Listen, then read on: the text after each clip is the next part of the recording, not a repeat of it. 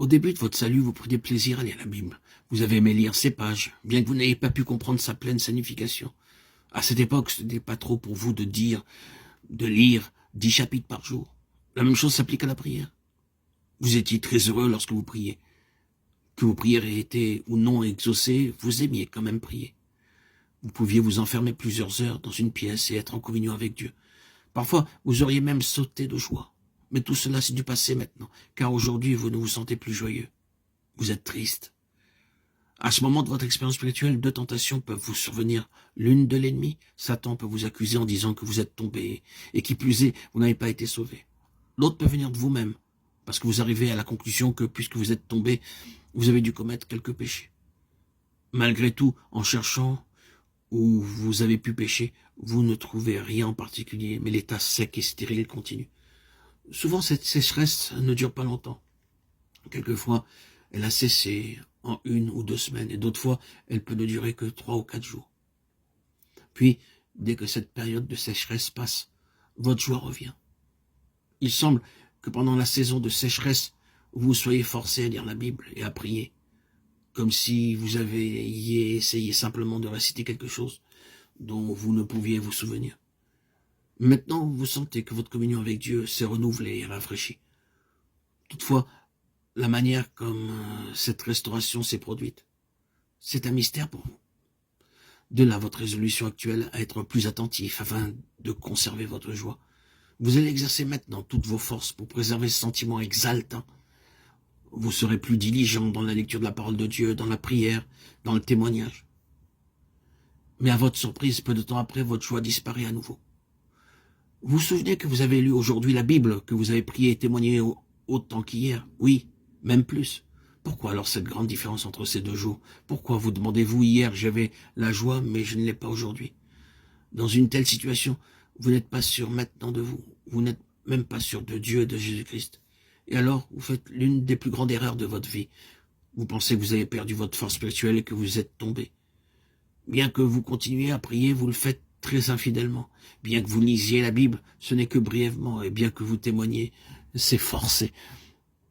Après quelques jours ou quelques semaines, vous êtes fort étonné de constater que votre joie d'avant reviendra de nouveau. Une fois de plus, vous prenez plaisir à tout faire. Même si ce n'est pas une expérience du troisième ciel, vous avez néanmoins l'expérience d'un sommet de montagne. Ce qui vous rend plus perplexe, c'est que quelque temps après, vous tombez encore dans une condition sèche et insipide, pour un autre temps encore. Pour cette raison, vous ne pouvez pas vous empêcher de penser que la vie est réellement comme la marée montante ou descendante. Si quelqu'un devait s'informer aujourd'hui de votre état spirituel, vous répondriez très probablement que votre vie est sans doute remplie de hauts et de bas. Vous jugez être en haut quand vous lisez la Bible, que vous priez et témoignez avec joie et plaisir. Vous estimez être en bas quand vous vous sentez insipide et sec à faire ces mêmes choses. C'est ce que vous appelez une vie de haut et de bas. Examinons dès le début même comment un croyant entre dans ces situations de haut et de bas. Si nous pouvons trouver la cause, nous obtiendrons la guérison. En cherchant dans les expériences de beaucoup de personnes nées de nouveau, je crois découvrir une loi de base. La joie diminue de beaucoup à peu pendant que la sécheresse s'accroît avec le temps et sa période se prolonge, même si elle devient de plus en plus superficielle. La première sécheresse n'a peut-être duré que 3 ou 4 jours, la deuxième 1 semaine, la troisième 2 semaines, la quatrième aussi longtemps qu'un mois tout entier. En d'autres termes, la deuxième joie est plus courte et moins intense que la première. Mais la deuxième sécheresse dure plus et est plus concentrée que la première. Les périodes de sécheresse deviennent plus longues et l'intensité de la sécheresse augmente avec le temps. Tous les croyants ont ce genre d'expérience. En somme, les chrétiens rencontrent plus de sécheresse que de joie. Et l'intensité de la joie diminue. Sa période est écourtée à mesure que le temps passe, tandis que l'intensité de la sécheresse augmente avec le temps et sa période se prolonge. C'est un phénomène commun que connaissent tous les chrétiens. Il n'y a rien d'accidentel à ce sujet. Beaucoup de saints ont la même expérience puisque ceci n'est pas quelque chose d'accidentel. Il y a une main d'ailleurs qui leur donne, c'est la main de Dieu. C'est Dieu qui fait diminuer l'intensité de notre joie et qui l'abrège avec le temps. C'est lui qui fait augmenter l'intensité de notre sécheresse et qui l'allonge avec le temps. Chaque fois, les chrétiens supérieurs cherchent Dieu avec sincérité. Et chaque fois, ils se sont donnés sans réserve. Et chaque fois, ils éprouvent une joie spéciale après chaque nouvel effort. Chaque fois, ces chrétiens voient le travail de Dieu.